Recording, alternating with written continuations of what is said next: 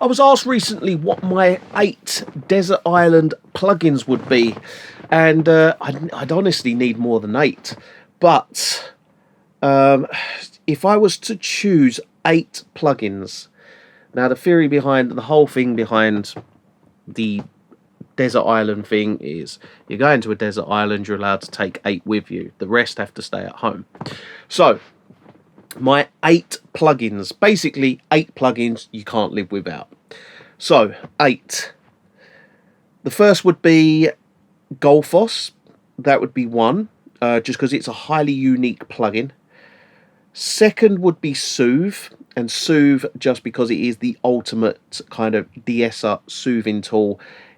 Very, very unique in its own right, and cannot live without that. The next would be Split EQ. Now, the reason I choose Split EQ is because it is an EQ that is unlike any other EQ. It's very unique, and I like unique processors. I don't like to have, on each channel 2 EQs, for instance. I need one EQ. I need one good EQ. Next, I would choose the SSL channel strip because it has a brilliant compressor for mixing and it has the EQ and gate built into it. So the SSL channel strip. I would then choose... what would I next go for? I'll tell you what I'd go for. FabFilter Pro Q3. Now, the reason I'd go for FabFilter Pro Q3 is because it is a brilliant EQ, and also I can use it as a visual spectrum analyzer as well. So I would take that. How many is that? What's that, 5? Let's see, 3 more. 3 more. I would... what would I take? I'd take a transient designer, and my favourite transient designer is the Oxford Envolution transient designer. It's a very, very good transient designer. What else?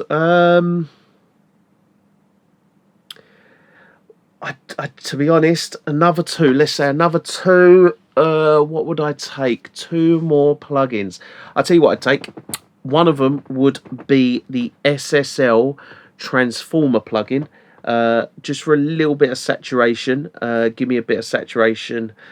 And the last plugin I would choose would probably be a reverb, and it would be my favourite reverb, and I use this a lot in Atmos, is the... I can't think what it's called now. What is it called? Give me 1 second. Liquid Sonics Cinematic Rooms. And the reason I take that is because I can use that in stereo and I can use it in 7.1.4 in Dolby Atmos. So yeah, they are my 8 plugins that I could not live without. And the reason I choose these plugins isn't because individually they are great plugins, which they are, but because with all 8 of those plugins, I can create the most amazing chains.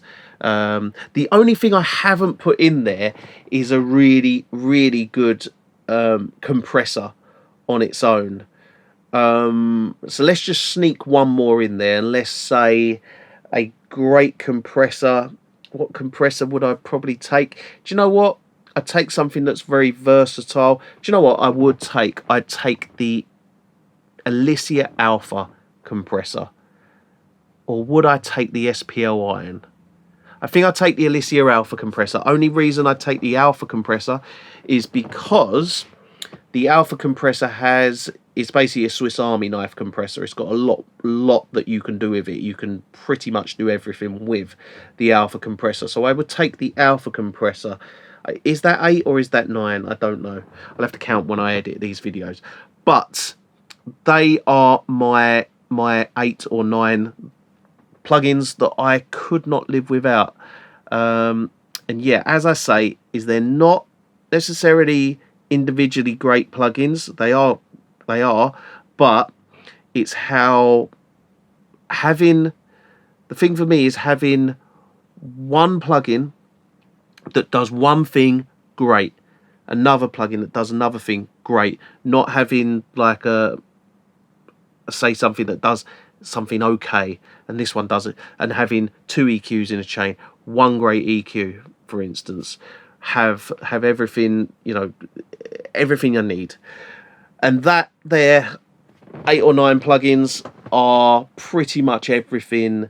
I mean, if I just had those plugins, I could get a very, very, very good mix.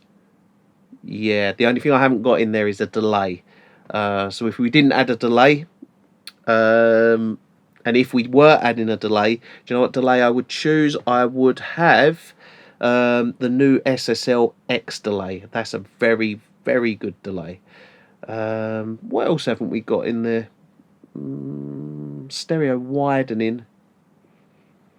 But I'd use mid-side. I'd use something in mid-side to bring out the width. So yeah, they're my plugins of choice.